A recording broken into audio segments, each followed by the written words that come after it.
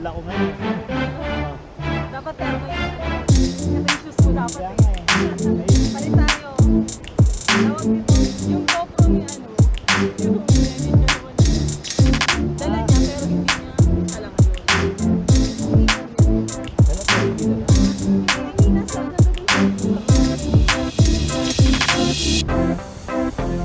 Ako, minsan kahit di ko ginagamit yung GoPro.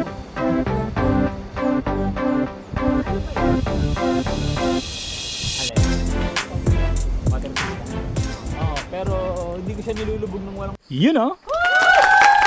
Good morning mga kalakwatsa! Ngayong araw ay nandito ako sa Montalban sa bayan ng Rizal. Dahil ngayong araw ang gagawin natin, ipapasyal ko kayo sa ilang parte ng kabundukan ng Montalban na kung saan madalas na itong dinarayo ng mga turista. Kaya ano pang hinihintay nyo? Tara! Lakwatsa na!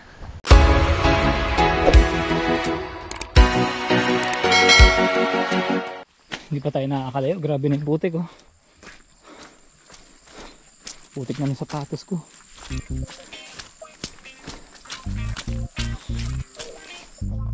Yung nasa likod ko pala na tumatakbong babae, yan si Sarge.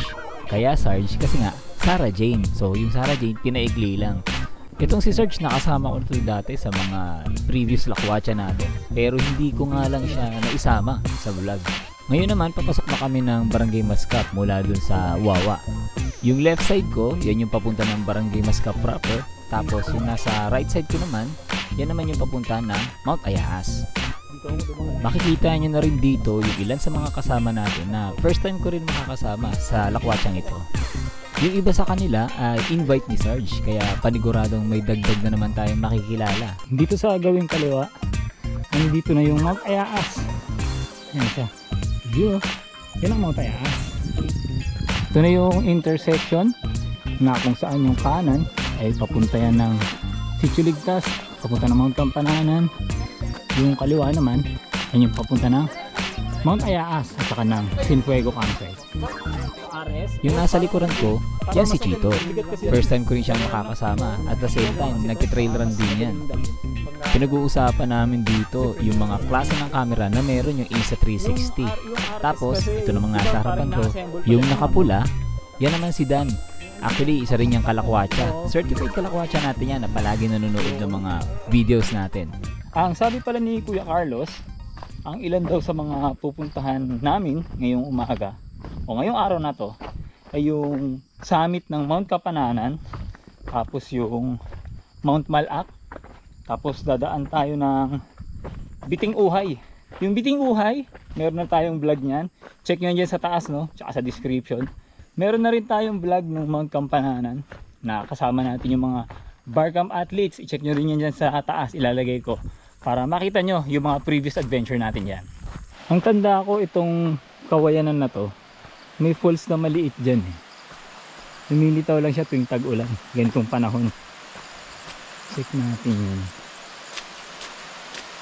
Ayun oh, nandun siya sa loob. Ito. Ayun, medyo doon pa siya sa dulo eh.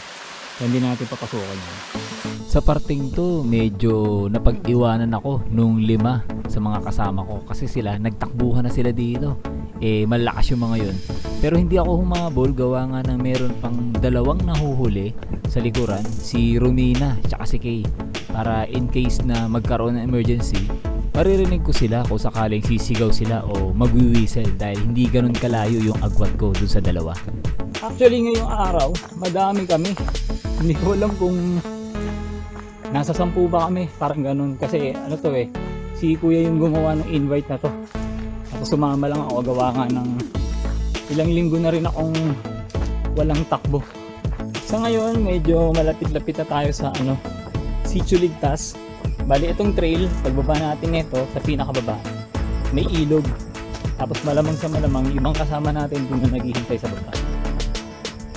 Tapos pagdating natin sa ilog, medyo ligo tayo ng bahagya, maglublog tayo. Dahil kahit 7:46 na ng umaga, mainit-init na rin. Alam nyo bang dati, yung area na to, walang hukay dyan eh.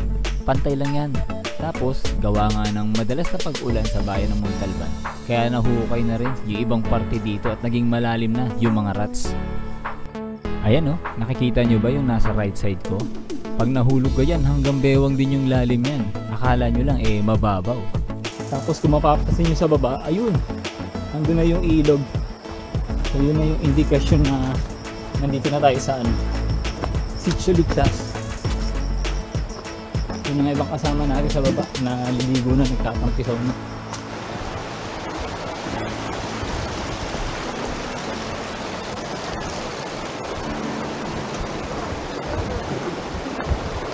Nakaligo na ba ang lahat? Tinignan ko. Itong ilog na to, alam nyo ba na kapag tag-araw, sobrang baba ng level ng tubig dito. Parang wala pa yatang 1 pulgada ang taas nito Pero dahil nga tag-ulan na, mataas na ngayon yung level ng tubig dito. At panigurado kapag dito kayo naligo, malamig at talagang mawawala yung pagod nyo. Grabe naman daan yan.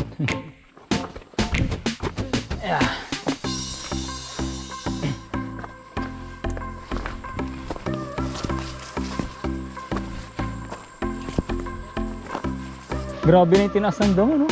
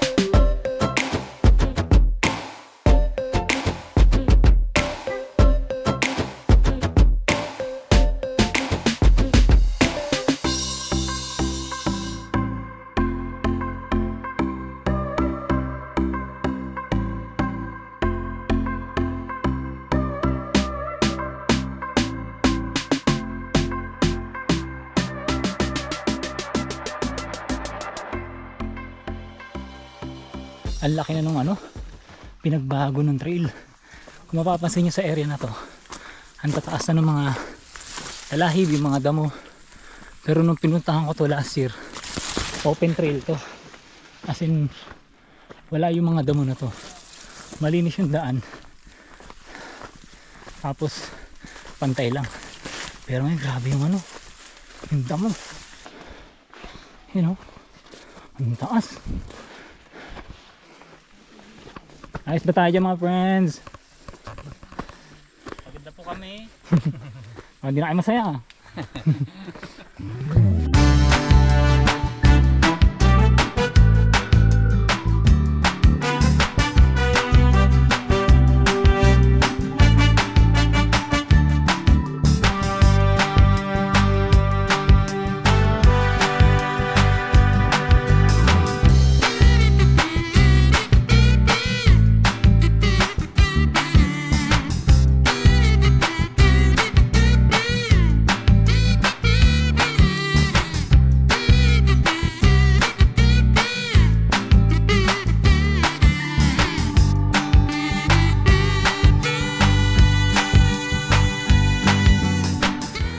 Yun na yung summit. Konting kembot na lang. Nasa taas tayo ng summit ng Mount Kapananan.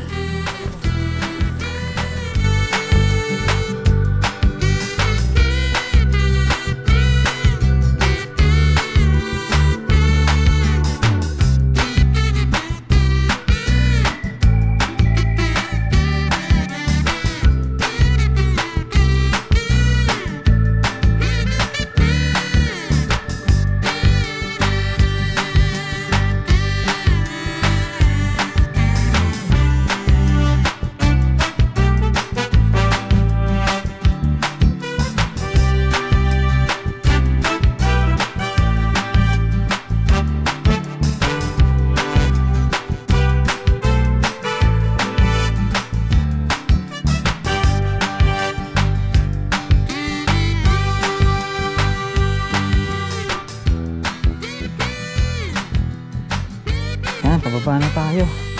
Papunta naman tayo ngayon ng ano, Puray. Eh grabe yung dulas. Buti may trekking pole tayong dala, kasi kung wala baka magtuloy-tuloy tayo sa baba.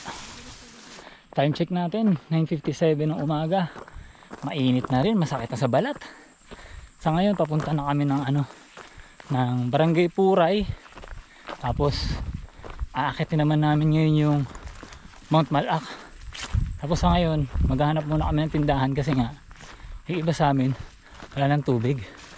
Tsaka gusto ko na rin kumain, gutom na ako. Sa mga oras na to, nakakaramdam na rin ako ng gutom eh. Paano ba naman? Nalimutan ko yung paborito kong trail food, yung dingdong. Mabuti na lang talaga, lagi akong may dalang Atlas Endurance Drink Mix. Hindi talaga ako maalis nang wala yung inumin ko na yun, dahil kahit pa paano, yun ang tumutulong sa akin para makatagal sa ganitong klase ng activity, lalo na tirik na tirik yung araw. Dito sa left side ko, tatapakan ko Pukay. Sa kanan ko, Bangin. Kaya pa nagkamali ka, doon ka sa baba, ano, pupulutin. Ganda oh. May bahay dun oh. Siguro yun yung ano, tindahan. Nagutom na ako. Ayun oh, may nadaanan kami dito ano, magandang ano, body of water. Ito, liit lang. Ganda dito. Sabi pala ni Kuya Carlos, yung nasa unahan natin, itong area daw na to, pag tag-araw, napakahina daw talaga ng agos ng tubig dito. Pero tignan nyo naman, swerte tayo ngayon dahil naabutan natin yung talagang ganda ng body of water na to. Yung itsura niya, para siyang hagdan-hagdan na mini waterfalls ang dating. Siguro sa dulo nito, meron pang malaking waterfalls. Ano sa tingin nyo mga kalakwatsa? Okay, back to trail ulit. Lakad na, hanapin na namin yung tindahan dahil ano na rin, 11:09 na ng umaga. Gugutom na kami lahat. Kung tama ang pagkakatanda ko, pasado 1:00 na to ng tanghali eh. Talagang gutom na ako sa mga oras na to. Nakayuko na lang ako habang naglalakad kasi itong area na to, ahon na matarik to eh. Ang sakit pa naman tignan sa mata ng ahon. Parang hindi siya nauubos eh. Sa ngayon, 2:60 na ng tanghali. Tapos nakarating kami dito sa junction, no, papunta sa Malac ng 1:30. Kasi grabe yung init, talagang pahirapan din yung pagpunta rito dahil puro ahon din. Tapos ito yung tindahan, dito na kami kakain ng tanghalian namin, nalipasan na kami ng gutom. Tapos itong pakaliwa, ito yung papunta ng Mount Malac, tsaka ng Barangay Puray. So sa ngayon kakain muna kami, tapos after kain, akit na ulit kami ng ano, Mount Malac.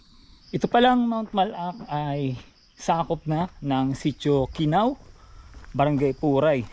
Bale last time nagpunta na ako dito, kaso hindi ako nagtagumpay kasi yung time na yun sobrang init, tapos muntika na akong ma-heat stroke. Yan, check nyo yung link dyan sa taas, lalagay ko rin dyan para mapanood nyo yung kung ano yung nangyari sa akin dyan, no? Nung time na nagpunta ako ditong mag-isa. Yung ganda dito. Wow, overlooking.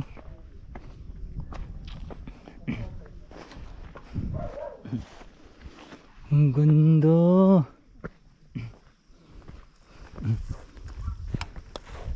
Ayun yung bundok na pupuntahan natin. Ito, yung Malac. At ayun na nga, inumpisahan na namin akyatin ang Mount Malac. Kita nyo naman sa video, no? Talagang napakataas ng mga talahib dito. At halos halikan na namin yung bundok sa pag-akyat dito. Hindi rin to masyadong pinupuntahan ng mga lokal at mga turista. Kaya ang nangyari, yung trail talaga dito natabunan na ng damo. Wala kasing nagme-maintain dito eh.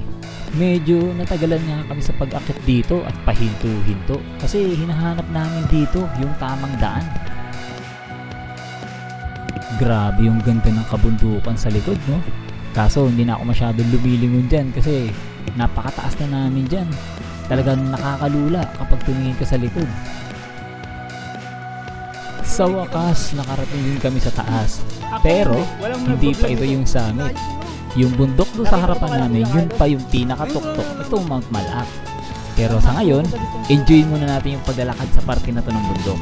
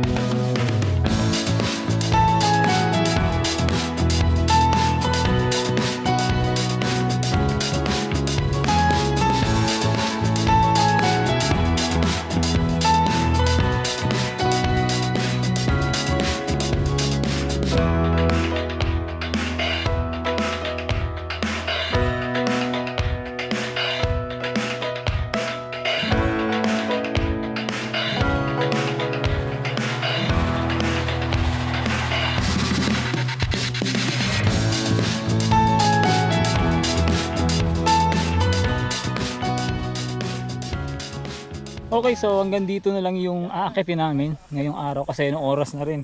Mag-aalas 5 na rin ng hapon. Paggabi na rin, panigurado gagabihin kami pababa. Tapos dito kasi sa part na to, wala na rin daw daan. Kaya wala na rin masyado mapupuntahan sa taas. Pero sa tingin ko, may daan pero dahil nagagabihin na tayo, hindi na natin itutuloy. Shoutout nga pala kay Buddy Charles sa pagbibigay sa atin ng visa para makapaglibot-libot tayo, no, dito sa kabulubundukan ng Montalban, at ma-share ko rin sa inyo na pwedeng puntahan yung ibang part dito ng bundok basta pupunta lang kayo at makikipag-coordinate sa Wawa, no? Doon kasi kami nag-umpisa. Kaya hanggang dito na lang, at huwag na magkakalimutan na ang buhay ay masaya kapag may halong lakwatsa. Salamat!